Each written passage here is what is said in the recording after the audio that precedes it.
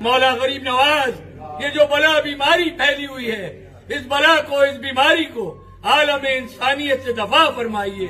आपके गुलाम की जबान की लाज रखिए, दुआ को कबूल फरमाइए।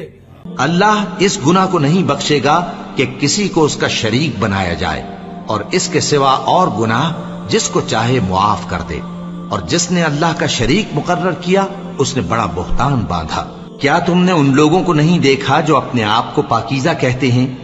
नहीं, बल्कि अल्लाह ही जिसको चाहता है पाकीज़ा करता है, और उन पर धागे बराबर भी जुल्म नहीं होगा। देखो ये अल्लाह पर कैसा झूठ तूफान बांधते हैं, और यही खुला गुनाह काफी है।